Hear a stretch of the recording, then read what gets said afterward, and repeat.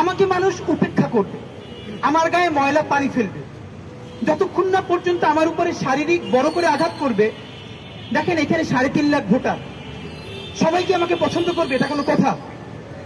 আমাকে একবার বললো যে আমি এইটা আপনাদের মাধ্যমে কার মাধ্যমে ভাইরাল হয়েছে জানি না, আমাকে অনেক বন্ধুরা বললো কি তোমার কি এই কথাটা বলা ঠিক হয়েছে, কাটাবন মসজিদের সামনে জনসংযোগ করছি।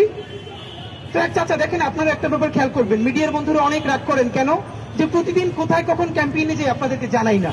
আপনাদের প্রতি আবারও সরি বলি। দেখেন আপনারা থাকলে তো আমাদের জন্য অত্যন্ত আনন্দের যে আপনাদের মাধ্যমে প্রচার হবে, কিন্তু মুশকিলটা হলো আমরা না এই প্রচারণার বাইরে গিয়ে একদম সিকিউরিটি গার্ড আঙ্কেলের সাথে 5তলা 7তলা বারান্দায় দাঁড়িয়ে যে আন্টি আমাদেরকে হাদি বলে ডাক দেয়, আমরা তার সাথে 1-to-1 কথা বলতে চাই।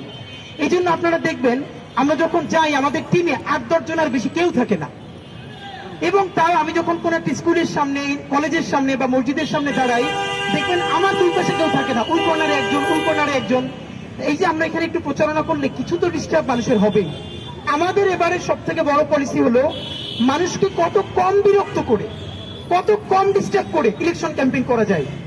আলহামদুলিল্লাহ এটা আমরা এস্টাবলিশ করে ফেলেছি।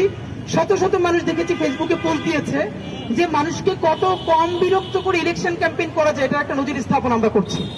এই যে দেখুন আমি একা দাঁড়াই থাকি, আমার পাশে 5 জন দাঁড়ায় না কেন? আমার পাশে আরো 5 জন দাঁড়ালে আমি ঠিক যে রিক্সাওয়ালা, সবজিওয়ালা, বিশ্ববিদ্যালয়ের শিক্ষক, আমার বাসার আন্টি, তার একান্ত কথাটা শুনতে চাই।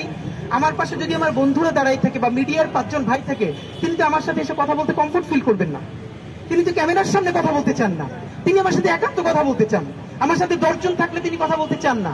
এই জন্য আপনাদেরকে কাউকে না জানাইয়া আমরা হুটহাট গিয়ে এক এক বাড়ির সামনে দাঁড়াই, স্কুল কলেজের সামনে দাঁড়াই, চা খাই, বাড়ির দারোয়ানের সাথে কথা বলি, এবং আমরা তাদের কাছ থেকে রিয়েল রেসপন্সটা শুনবার চেষ্টা করি।